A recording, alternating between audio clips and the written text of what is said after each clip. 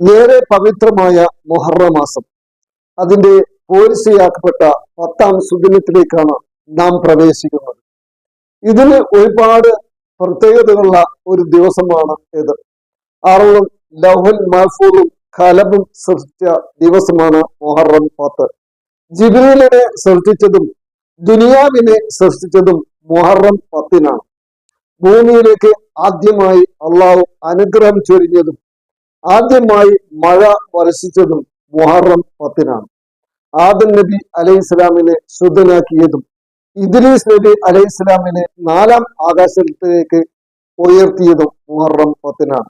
നൂഹ് നബി അലൈഹി സ്വലാമിനെ കപ്പലിൽ നിന്ന് ഇറക്കിയതും ഇബ്രാഹിം നബി അലൈഹി സ്വലാമിനെ തീക്കുണ്ടത്തിൽ നിന്ന് രക്ഷപ്പെടുത്തിയതും മുഹറം 10-നാണ്.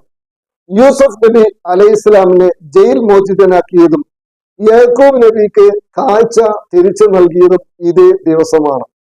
ഇസ്രായേൽ ജനതയ്ക്ക് കടൽ പിളർന്ന് രക്ഷപ്പെടാനുള്ള വഴിയൊരുക്കിയതും മുഹറം 10-നാണ്. മുഹറം 10 തന്നെയാണ് മൂസാ നബിക്ക് തൗറാത്ത് ലഭിച്ചത്. സുലൈമാൻ നബി അലൈഹി സ്വലാമിനെ ലോക ചക്രവർത്തിയാക്കി ഉയർത്തിയതും ഇതേ ദിവസം. അയ്യൂബ് നബി അലൈഹി സ്വലാമിനെ ആരോഗ്യവാനാക്കി. യൂനുസ് നബി അലൈഹി സ്വലാമിനെ മത്സ്യ വയറ്റിൽ നിന്ന് രക്ഷപ്പെടുത്തി.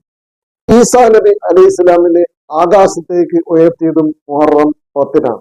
മുഹറം 10-ന്റെ നോമ്പിന് ഏറെ സവിശേഷതകളുണ്ട്. കഴിഞ്ഞ ഒരു വർഷക്കാലം നാം ചെയ്തു കൂട്ടിയ ചെറുദോഷങ്ങൾ പുറത്തു കിട്ടാൻ ഏറെ സഹായകമാണ് മുഹറം 10-ന്റെ നോമ്പ്.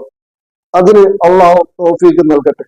മുഹറം 10-ന് ചൊല്ലേണ്ട ഒരുപാട് ദിക്റുകളുണ്ട്. ഇതാ, പഠിച്ചോളൂ.